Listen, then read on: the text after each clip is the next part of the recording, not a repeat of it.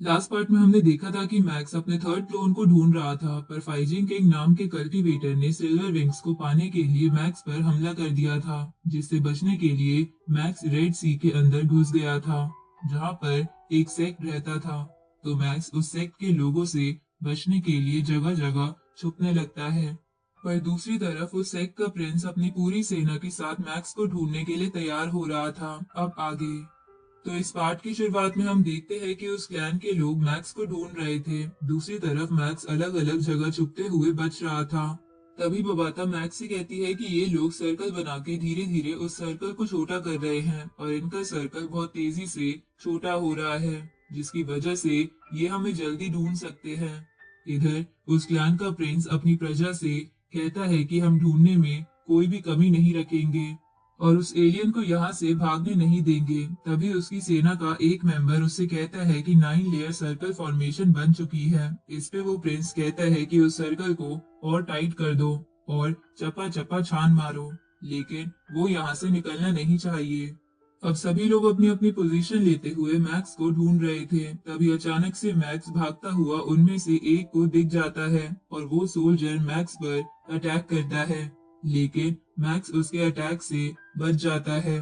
पर इतने टाइम में वो बाकियों को मैक्स की लोकेशन दे चुका था, जिसकी वजह से सभी वहां आ जाते हैं, जिसके कारण मैक्स चारों तरफ से घेर चुका था।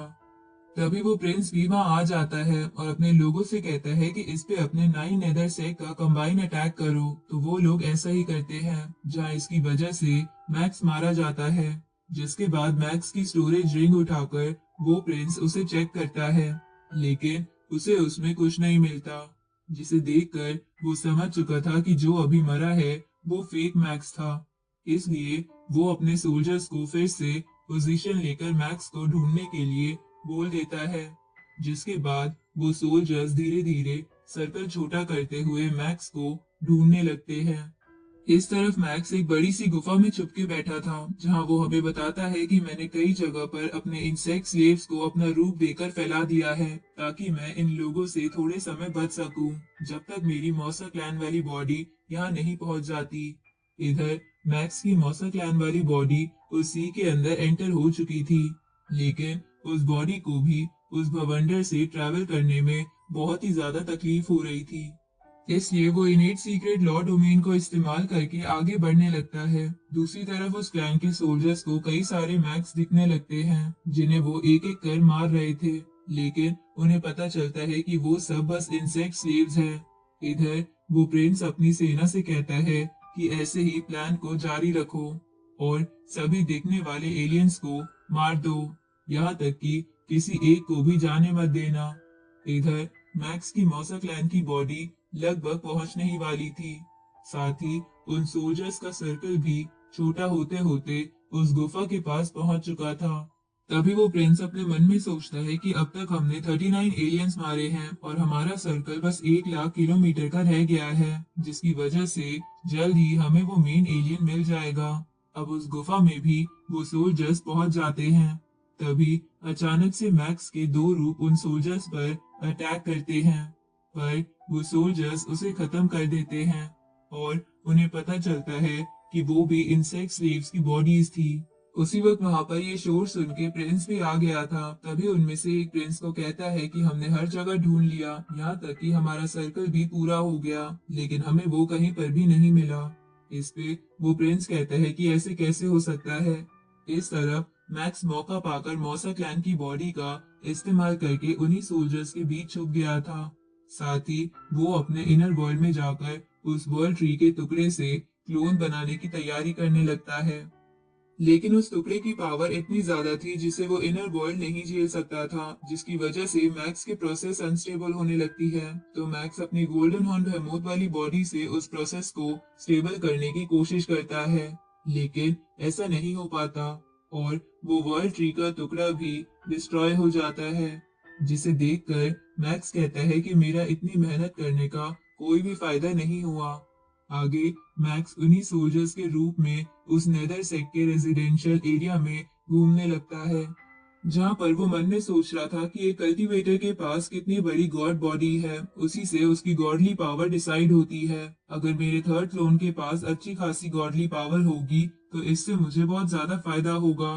पर आखिर ऐसी कौन सी स्पीशीज होगी जिसके पास वर्ल्ड ट्री जितनी मैसिव गॉडली बॉडी होगी और वो मेरे क्लोन भी बन पाएगी।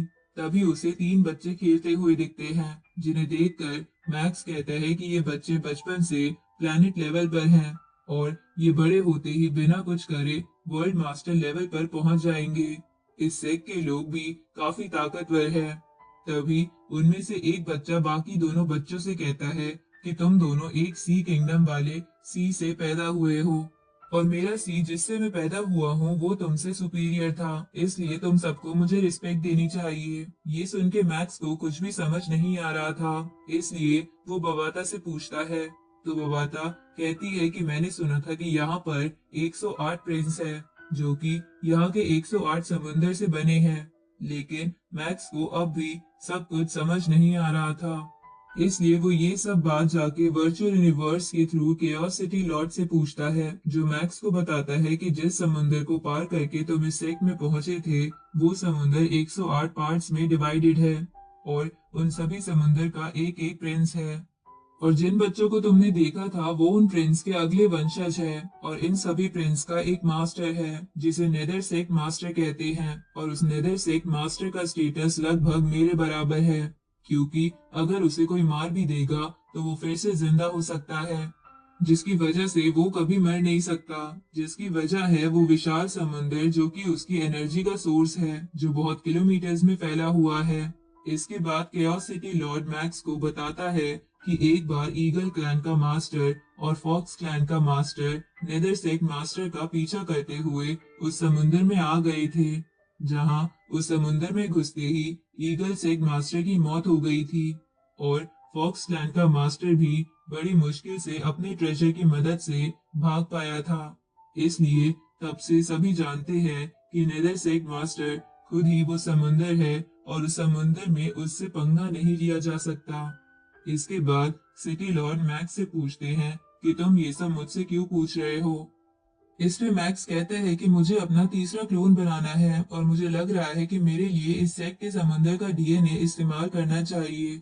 इस पे सिटी लॉर्ड कहता है कि तुम ऐसा कर तो सकते हो, लेकिन नेदर सेक्ट मास्टर अपने सी का पानी किसी को नहीं देता और उसे बड़ी आसानी से ये बात पता भी चल जाती है कि जब उसके सी से कोई पानी ले। इसलिए अगर तुम्हें वो कुछ कहे तो तुम बता सकते हो कि तुम मेरे स्टूडेंट हो। साथ ही तुम्हें केयरफुल रहना होगा, क्योंकि क्या तुम्हें पता है कि तुम्हारे मंकी सीनियर को जब पता चला कि तुम उस सी के अंदर चले गए हो तो उन्होंने गुस्से में फाइजिंग किंग पर हमला कर दिया।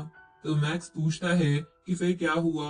इस पे सिटी लॉर्ड कहता है कि मंकी सीनियर ने रिसेंटली ब्रेक थ्रू करा है, जिसकी वजह से उनकी ताकत फाइजिंग किंग से बहुत ज्यादा है, जिसकी वजह से उन्होंने उसे दौड़ा दौड़ा कर मारा था। वो तो बस एक यूनिवर्स वेनरेबल फेंग वैन बीच में उसे बचाने आ गया, वरना फाइजिंग किंग मारा जाता।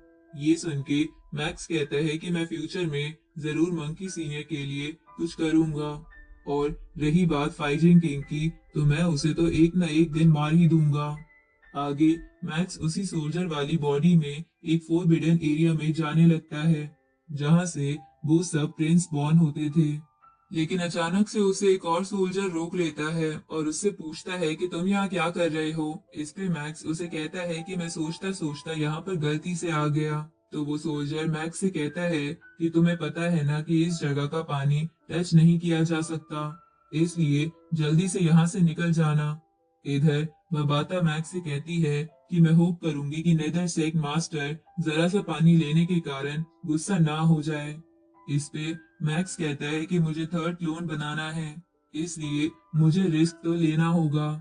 अब मैक्स उस पानी को ले लेता है जिसमें से ब्लड जैसी स्मेल आ रही थी, लेकिन तभी वहां नेदर सेक्ट मास्टर आते हुए मैक्स से कहता है कि क्या तुम मरना चाहते हो। साथ ही वो मैक्स पर काफी ज्यादा प्रेशर भी डाल रहा था।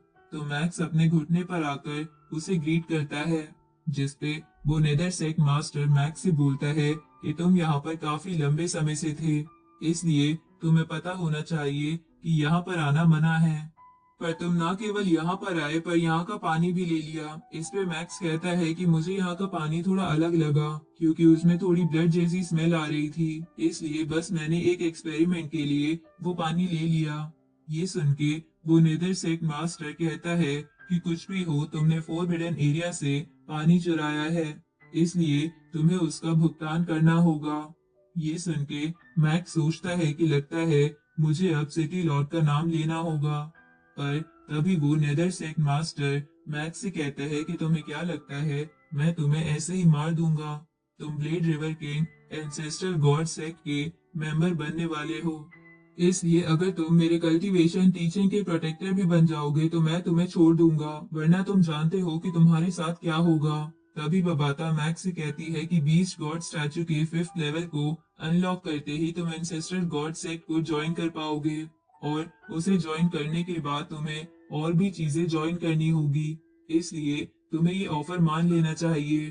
तो मैक्स इसके लिए मान जाता है, जिसके बाद वो नेदर सेक्ट मास्टर मैक्स को एंसेस्ट्रल गॉड टोकन देता है और उसे संभाल कर रखने को कहता है, जिसके बाद मैक्स वहां से निकल जाता है। जिसके जाने के बाद एंसेस्ट्रल सेक्ट मास्टर बोलता है कि जब बाकी ह्यूमंस को इस बात का पता चलेगा कि ब्लेड रिवर किंग मेरा गार्जियन बन चुका है तो उनके फेसेस देखने लायक होंगे।